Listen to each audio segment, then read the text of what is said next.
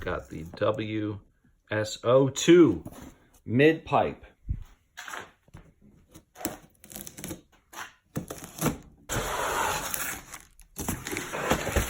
Oh, good. I heard hardware. That's excellent.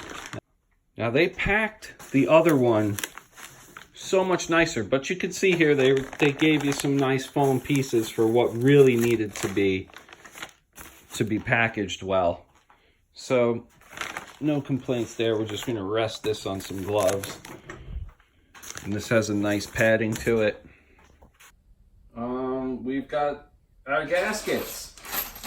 76 millimeter inside diameter, 2-hole and 4-hole. Bolts fully threaded, M10 by 40, zinc plated. So yeah, these are gonna last a really long time. They're gonna hold up to red oxidation really well.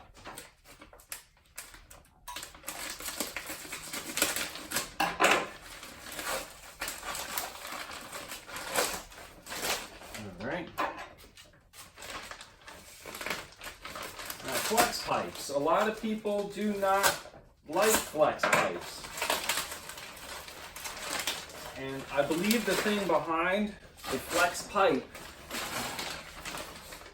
is that if you don't put too much flex on it and keep it where it is, meaning bolt everything up so that you're not putting any type of pressure twisting this thing or anything, and then if you make this connection, make sure that you're not putting any type of serious stress on this flex joint, and they should last. I mean, they're well known to last. This is your axleback side with this unique flange. As you can see, the 4-hole flange. And then this is your 3-inch 2-hole flange. This is what's going to hook up to the downpipe itself. Really nice inside. Is all zipped up. On the cheaper models, you can see that the pipe is actually inside the inside diameter of this, and it's kind of like welded on. This is a full construction, so there's no tube that hasn't been welded. They are dropping dimes on that sucker. I mean, once again, just wow.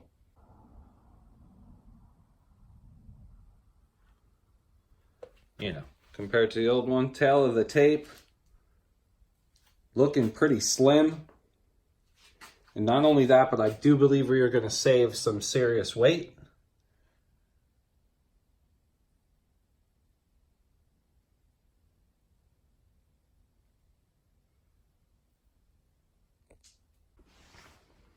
Thinking of putting this thing in 2 stages. Stage 2, get it?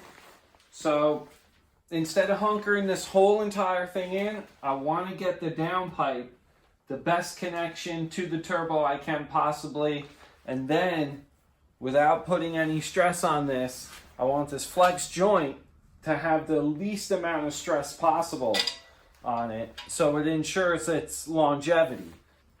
But just see how well this guy lines up right here wonderfully. Anti-seize. That's just gonna come in handy for you.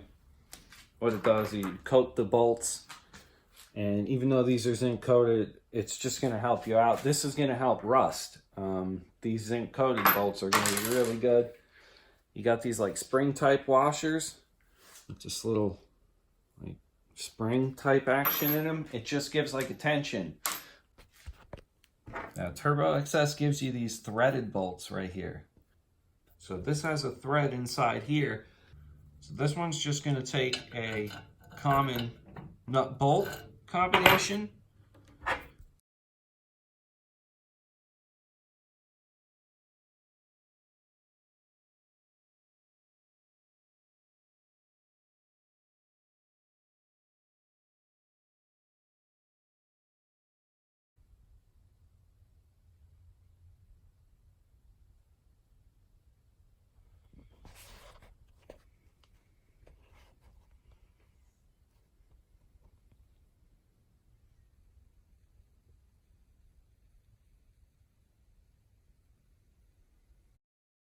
Because the turboback exhaust is catless or high flow with the downstream catalyst, you need a tune in order to compensate for that extra airflow and released back pressure.